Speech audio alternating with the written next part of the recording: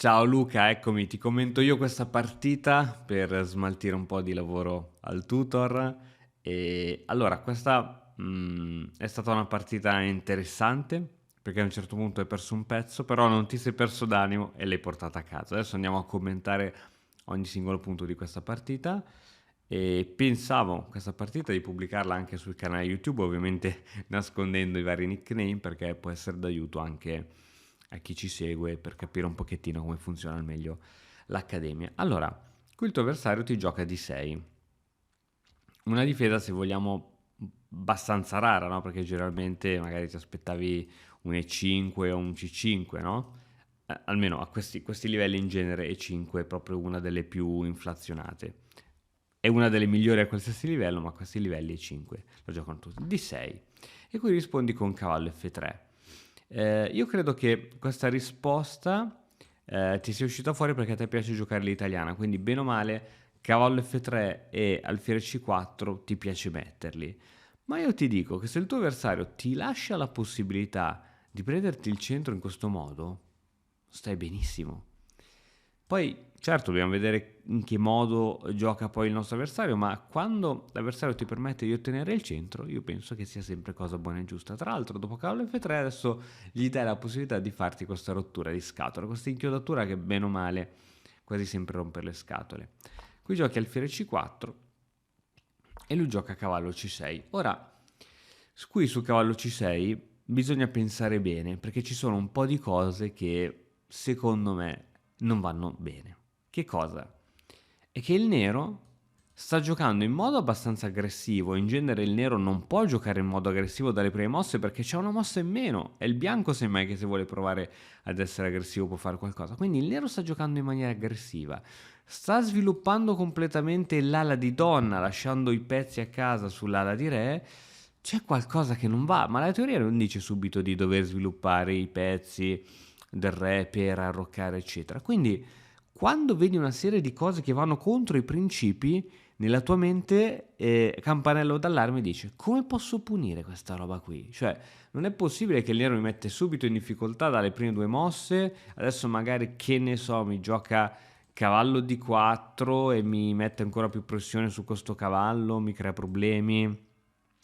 Ci deve essere qualcosa. Quindi nel momento in cui ti si attiva questo campanellino d'allarme, quel qualcosa rispondeva a nome di alfiere per F7, poiché dopo aver stanato il re, cavallo G5 e ti riprendevi subito il pezzo con ovviamente la difesa anche sul cavallo, poi D4, eccetera.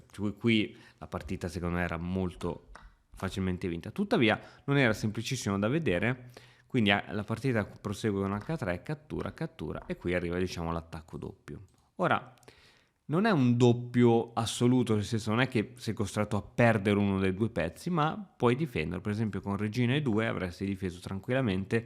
La rottura di scatole qual era? Che avresti poi dovuto perdere un altro tempo con la regina, però qui la situazione era in gran modo la parità, no? Avete perso entrambi un cavallo e un alfiere, la situazione era pari.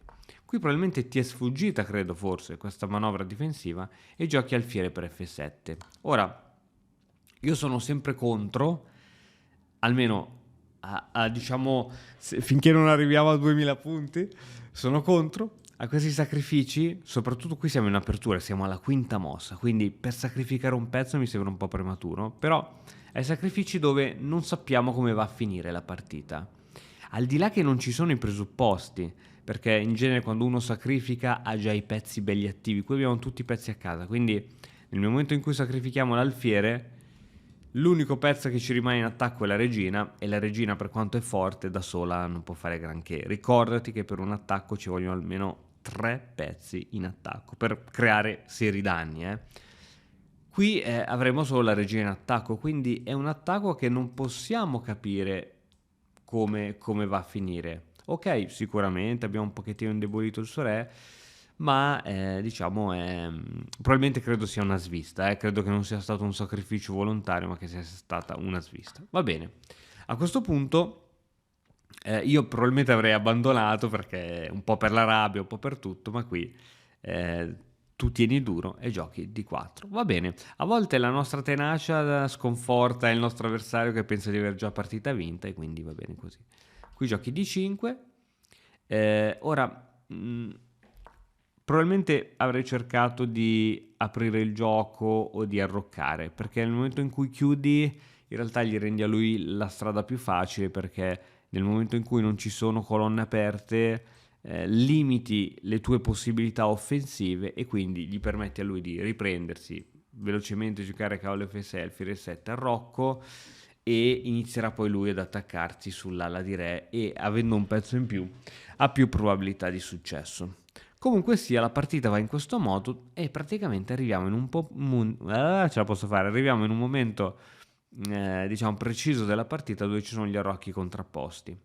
Re in quest'angolo, re in quest'altro angolo.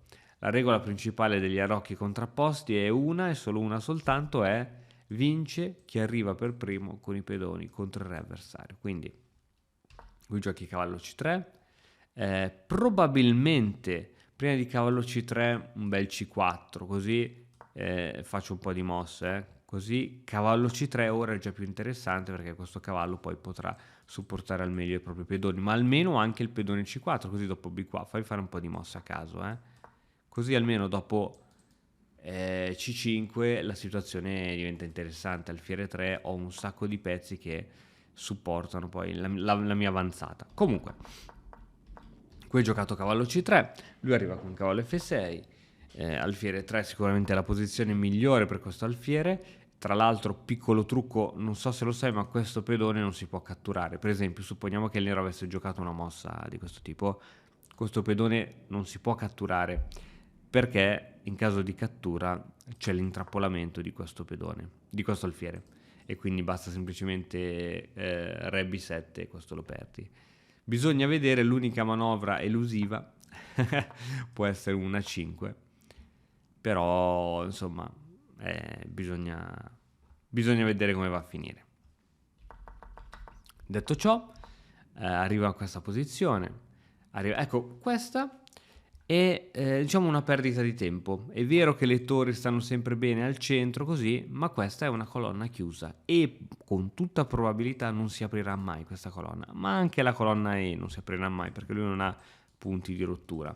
Quindi in una posizione di questo tipo, dove arrocchi contrapposti è una guerra contro il tempo, chi arriva prima con i propri pedoni contro il re avversario, torre F di 1 è un po' una perdita di tempo. Adesso non so se avevi in mente magari di fare un raddoppio di questo tipo, e che allora la cosa inizia a avere senso, però a questo punto magari senza giri strani, perché qui devi togliere anche il cavallo per fare questi giri, mentre alzi la torre, porti l'altra torre dietro, è già raddoppiato senza dar fastidio a nessuno. Quindi questa è un po', secondo me, una perdita di tempo. Qui avrei giocato, non so, tutta la vita a 5, creando subito punto di contatto, B4 anche, vediamo il motore cosa dice, qui sì, A5, donna E2 per entrare in gioco, mossa che poi ho visto che fai dopo. Esatto, qui lui probabilmente non è stato molto bravo anche lui a gestire, diciamo, questo suo vantaggio di materiale, e qui quindi giustamente qui hai giocato molto bene. Minaccia di matto, l'unico modo per pararla da parte sua è spingere questo pedone così la regina controlla qui, e qui sei stato bravo, cattura, cattura, cattura, cattura, ora si minaccia la torre e ora bisogna andare via con scacco. Adesso c'è la regina che minaccia la tua, scacco di cavallo a 7 molto audace, e qui bravo, io penso che hai un ottimo occhio tattico, Luca. Questa è da 10 lode, questa mossa, scacco. Se lui ti cattura il cavallo, ed è così che va a finire, tu hai la scoperta, alfiere a 7, ed è così che va la partita. E ovviamente non ti può catturare l'alfiere, altrimenti perde la donna, quindi si avvicina col re vicino alla donna, ma tu ancora deviazione, e qui il re è costretto ad andare via. Quindi si prende il tuo alfiere e tu guadagni la regina. Benissimo. Adesso lui cerca di crearti qualche fastidio. La posizione è sì squilibrata, però io credo che a questo punto il modo più facile per vincere la partita è 1, 2, 3, 4, regina. Certo, possiamo fare tutto quello che vuoi, portare anche l'altra torre, insomma, credo che questo sia il modo più veloce e che lui non te lo possa impedire in alcun modo. Qui decidi, ecco, bella anche questa, decidi di fare un po' di pulizia sulla scacchiera perché sacrifichi torre per cavallo e pedone, ma non solo. E ora ti prendi anche l'altro cavallo, quindi ancora una volta confermo l'ottimo occhio tattico e lo confermo anche qui fra poco. Qui arriva alfiere 7. Alfiere 7 ti minaccia scacco matto e ti minaccia la regina. Io probabilmente così avrei giocato subito donna C2 per tenere la regina e tenermi la torre. Ma qui tu giochi un'ottima mossa e anche qui in pochi secondi, perché qui avevi 39 minuti e 36, 39 minuti e 29, qui sei stato molto bravo. Catturi la torre, sacrifichi la regina e adesso con scacco c'è l'attacco doppio e qui il tuo avversario abbandona perché comunque hai 3 pedoni passati sull'ala di donna e buonanotte. Quindi io penso sia stata una bella partita dove si è ribaltata, sei stato molto bravo a ribaltarla, complice anche il tuo avversario che non ha gestito bene insomma i suoi pezzi. E qui vedi anche questa mossa che lui ha fatto, B6, è una mossa che non andava fatta, lui qui doveva spingere i suoi pedoni contro il tuo. Cosa dice il motore? H6, prima mossa suggerita dal motore, G5, iniziamo a creare problemi, mentre lui guarda, il modo migliore per perdere quando ti arriva un assalto di pedoni è muovere i tuoi pedoni per cercare di difendere l'assalto. Guarda a lato la barra quanto è salita dopo che il tuo avversario ha giocato G6. Quindi è stato, diciamo, complice l'avversario, però tu hai gestito veramente molto bene l'attacco.